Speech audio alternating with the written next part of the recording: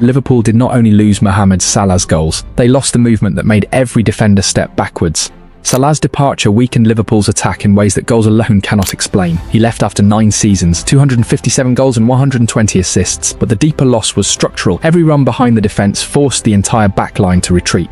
Without that threat, Liverpool can become easier to face. The winger receives in front of the fullback, the striker waits between 2 centre-backs, and the opponent has time to protect the centre before the dangerous pass is played. Bradley Barcola could restore that fear, not because he is another Salah, but because he attacks the same space Liverpool can no longer leave empty. He runs beyond the full-back, crosses the centre-back's blind side and forces defenders to turn toward their own goal. That movement could free Liverpool's number 9, open the half spaces for the midfield and make the entire attack less predictable. But here is the twist. PSG reportedly value him at around 160 million euros, and Liverpool would be paying for a solution that is still developing. So the real question is not whether Barcola can replace Salah's legacy, it is whether one new runner can restore the danger Salah left behind. But now look closer. Salah's departure did not only remove Liverpool's greatest scorer, it removed the movement that controlled where the opposition defence was allowed to stand. For 9 seasons, Liverpool possessed a threat that opponents could never ignore. Salah scored 257 times for the club, but his deeper influence began before the ball reached him.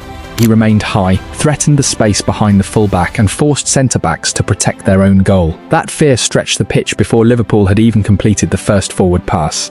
Now remove that movement and the entire attack becomes easier to face. The defensive line can step higher, the midfield can protect a smaller area, and Liverpool's central attackers receive the ball with less space around them. This is where the problem becomes obvious. The winger may still receive possession, but he receives it with the defender already balanced, the touchline beside him and the passing lane inside already protected. The striker suffers next. Without a wide runner threatening the space behind, both centre-backs can remain narrow and concentrate on the number 9 instead of being dragged toward the channel. Liverpool can still dominate the ball, they can still create combinations and push players around the penalty area, but possession in front of an organised defence is not the same as forcing that defence to retreat. One creates control, the other creates fear. Liverpool officially confirmed Salah's departure after the 2025-26 season, and replacing him was never going to mean finding another player capable of copying his entire legacy. The immediate challenge is colder and more tactical. Liverpool must replace the depth, uncertainty and constant threat that disappeared when their number 11 walked away. And this is where Barcola becomes more than another expensive winger. His most dangerous action often begins before anybody notices him moving. Barcola does not always wait for the ball to arrive at his feet. He watches the defender's body position, waits for the moment attention shifts toward the passer, then attacks the space that has just been abandoned. That timing changes everything. A fullback who steps toward the ball leaves the channel behind him. A centre-back who moves across to cover leaves the striker with more room in the middle. Stay narrow, and Barcola receives wide with space to accelerate. Follow him toward the touchline, and the central lane opens for Liverpool's number 9 or a midfielder arriving from behind. This is not simply speed. Plenty of wingers are fast when the ball is already under control. Barcola's value is that he uses speed to change the defence before possession reaches him. His first threat is not the dribble, it is the possibility that the next pass will release him behind the line. That possibility forces defenders to retreat earlier. Once they drop, Liverpool's midfield gains more time, the striker receives closer to goal, and the entire attacking structure begins operating on a larger pitch. Reports have described Barcola as Liverpool's priority wide target following Salah's departure, with the club preparing an approach after receiving encouragement from the players' camp. But the tactical reason is more important than the transfer headline. Liverpool are not chasing him only because he can beat a defender. They are chasing him because his movement can force that defender to retreat before the duel even begins. And once a defender starts running toward his own goal, Liverpool no longer have to create danger against a settled structure. They can attack hesitation, broken distances, and the split second when nobody knows who should follow the runner. And this is what Liverpool's number 9 gains. Barcola does not give the striker more touches, he gives him better ones. Without a genuine runner outside him, a striker can become easy to contain. Both centre-backs stay narrow, protect the central lane and wait for the final pass with the entire attack directly in front of them. Barcola changes the first decision. If the fullback follows him wide, the channel between fullback and centre-back grows. If the centre-back moves across to close that space, the striker is no longer trapped between 2 defenders. Now look at the next action. Barcola can attack the byline, cut the ball back or drive toward the box before the defence has recovered its shape. That matters because the striker no longer receives with his back to goal and two defenders touching him. He can arrive onto the pass, attack the first post, or hold his position while the defensive line is still moving sideways. Barcola's value is not limited to the final assist. In his first 100 appearances for Paris Saint-Germain, he produced 26 goals and 29 assists, while the club also highlighted his involvement in chance creation and his status as one of Europe's leading providers during 2025. But the deeper proof is structural. Every wide run asks the centre-back a question, and every second spent answering that question gives Liverpool's striker a cleaner route toward goal. This also changes the quality of Liverpool's central possession. The attacking midfielder can receive in the half space because the fullback has been dragged outward, while a deeper midfielder can arrive at the edge of the box without entering the same crowded zone as the striker. Barcola does not need to dominate the ball for this to work. Sometimes his most valuable contribution is a run that never receives the pass but still forces one defender to abandon the position he wanted to protect. And once that defender moves, the striker's next touch becomes simpler, not more spectacular, just closer to goal, under less pressure and inside a defense that is no longer balanced. But this is where the entire system changes. Barcola is not valuable because Liverpool need another famous attacker. He is valuable because the structure is missing his exact profile.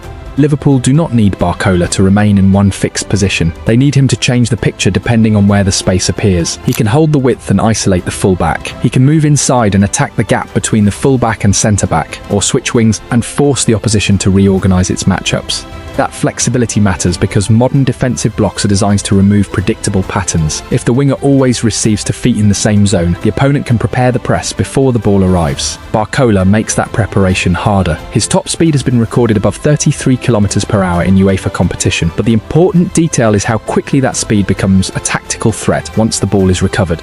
When Liverpool win possession, the first few seconds are the most valuable. The opposition fullback may still be high, the centre-back may be covering a wide zone, and the midfield may not yet have recovered its defensive distances. Barcola can attack that moment immediately. He does not need 5 passes to understand where the weakness is. He only needs to see which defender is still facing the wrong direction. This is also where his pressing becomes part of the same solution. He can close the outside passing lane, force possession inward, and then become the first runner once Liverpool recover the ball. His pressure does not exist only to win a tackle. It exists to create the next attack before the opponent has time to rebuild the shape that made Liverpool easier to defend. And because Barcola can operate from either side, Liverpool gain another advantage. They can move him toward the weaker fullback, change the attacking angle during the match, and preserve the same threat even when the original plan stops working. This is why the fit matters more than the reputation. Liverpool are not simply adding pace to the squad. They are adding width when the centre becomes crowded, depth when the defensive line steps forward, and a direct outlet when possession is recovered under pressure. That is not another attacking option. It is a missing tactical function. But the footage tells an even more dangerous story. Barcola does not only stretch the defence when Liverpool have the ball, he can damage it seconds after they win it back. Pressing is often described as defensive work. For Barcola, it can become the first pass of the next attack. He can approach the fullback from an angle that blocks the safe pass down the line. That pressure forces the ball inside, where Liverpool can compress the space and attack the next receiver. But winning possession is only the first part. The real damage comes in the seconds immediately after it. The opposition shape is no longer organised. One fullback is still high, one centre-back has moved toward the ball, and the midfield has not recovered its defensive position. Barcola can attack that confusion before the opponent understands what has happened. He does not wait for Liverpool to rebuild possession. He turns the recovery into a race toward goal. That is why his speed matters differently in these moments. Against a settled defence, pace creates pressure. Against a broken defence, pace creates panic. A defender who has just lost possession must decide whether to chase Barcola, protect the central striker, or step toward the player carrying the ball. There is no perfect answer because every option leaves another space exposed. And this is where Liverpool's central attackers benefit again. When Barcola sprints into the channel, the centre-back is dragged outward and the striker can attack the middle before the defensive line becomes compact. The final action may be a low cross, a cutback, or a pass across the 6-yard box. But the chance begins with Barcola recognising that the defence is vulnerable before everybody else. This is not pressing for the sake of intensity. It is pressing with a destination. Liverpool do not only want to recover the ball, they want to recover it while the opponent is still facing the wrong direction. Here is the twist. A player can fit the problem perfectly and still become the wrong transfer at the wrong price. At more than €100 million, Liverpool would not be buying a project without expectations. They would be buying a player expected to change the attack immediately. That changes the standard. A dangerous run is no longer enough if the final pass misses its target.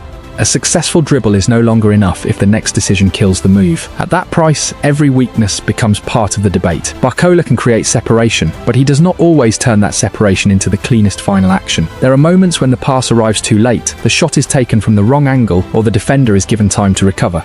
That does not make him a poor player, it makes him an unfinished one, and the Premier League can punish hesitation quickly. Fullbacks are stronger in contact, centre-backs recover faster, and space can disappear 1 second after it appears.